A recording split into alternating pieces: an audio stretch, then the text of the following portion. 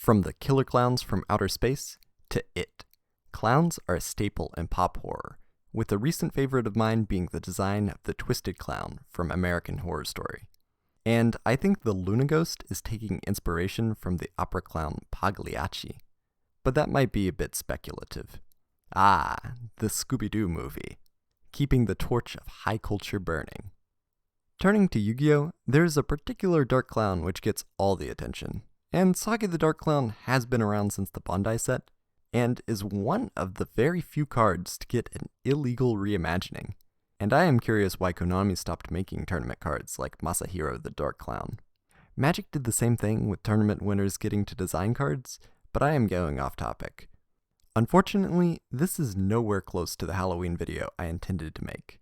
Regardless, I still wanted to get something out, and I think Halloween is the perfect time to talk about some of my favorite clowns in Yu-Gi-Oh!, starting with 10. Pettin the Dark Clown. Unfortunately, the word win at the beginning of the rules text makes the card substantially worse than if it were an if conditional effect. This card misses the timing most of the time, but does have the distinction of potentially triggering when sent from anywhere to the graveyard. If the card were more reliable, it might have been meta-relevant, if not meta-breaking. But the way it is right now, the card stands at the top of the list. 9. Arcana Force 0, the Fool. This card is one of the Arcana Force monsters, with two different effects representing the orientation of the corresponding tarot card when drawn for a reading. Each effect makes the card almost immune to targeting effects, at least from one player. In addition, the card must remain in attack position and cannot be destroyed by battle. If you give the card to the opponent, it is pretty hard to get rid of, and sorta gives all your monsters the ability to attack directly. This card is oddly one of the more useful Arcana monsters, and a personal favorite of mine, although the Magician might still be my favorite Arcana Force artwork. 8. Bikiri Box.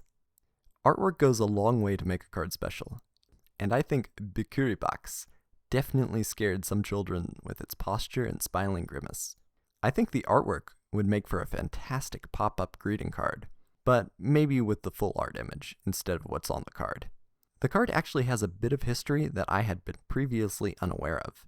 That the card was once a toon, then retroactively made into a fusion monster when printed in the physical card game. And what do you think were the fusion materials for this newly rebranded monster? 7.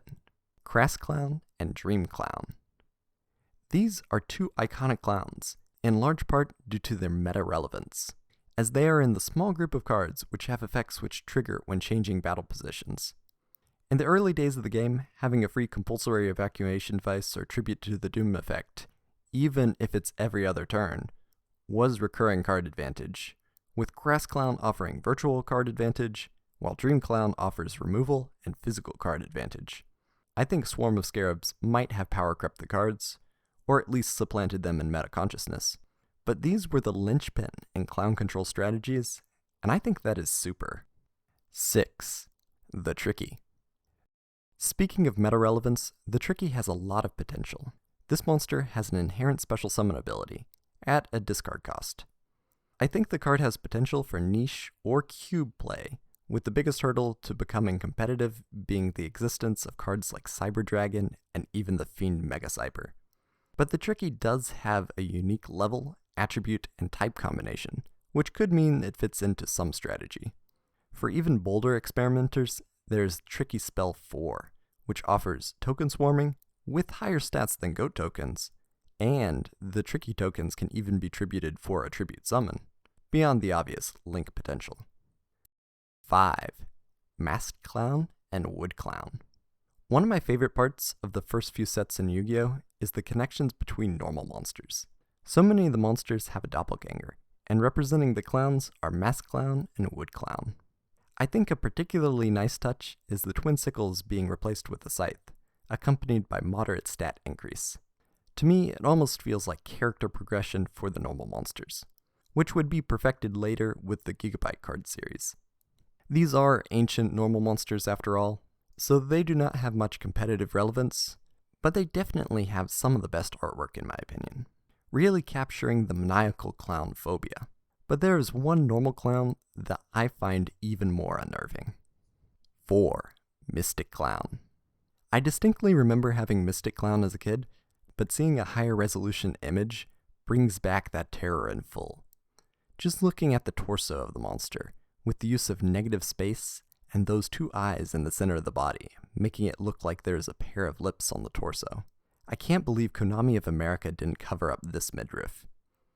Also on the topic of eyes, there are just so many, and it almost looks like the clown is wearing a purple bodysuit with an eye print. But then, when you compare the printed eyes to the eye which is in the usual place, it feels like the printed eyes are more of a pattern.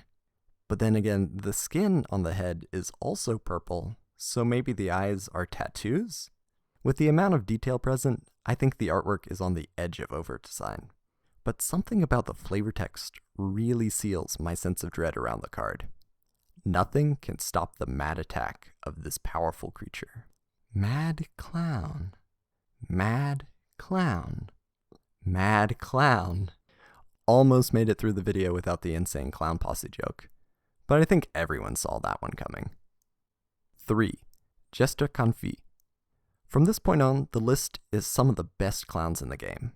Competitive viability is not the only factor, of course, but I think Jester Confit is not only a fantastic free summon, but also one which opens the door for a lot of creative play.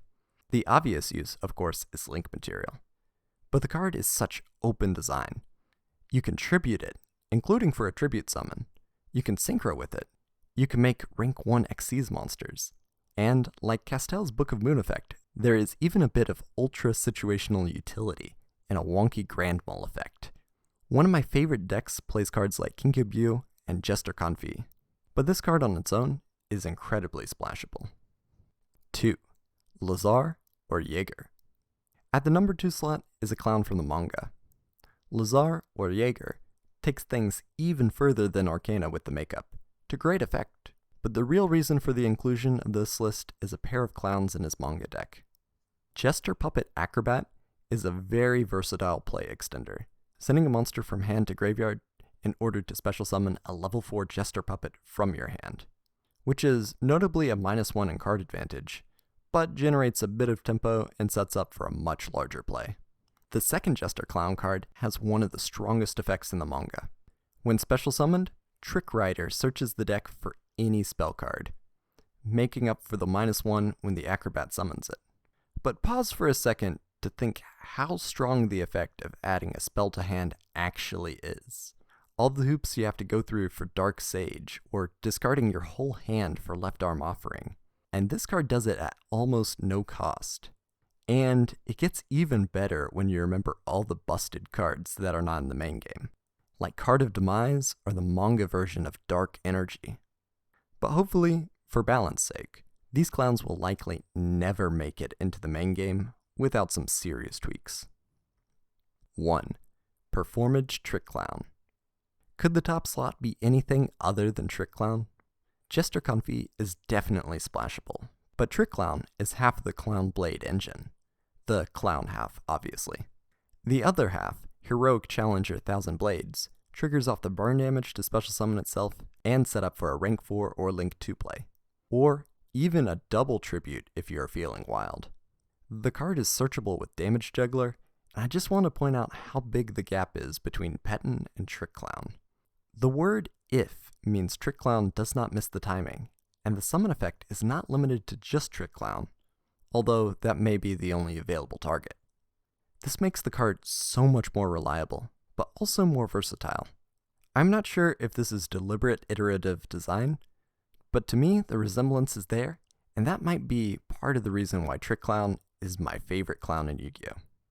That's it for the list, but take care, be safe, and have a happy Halloween.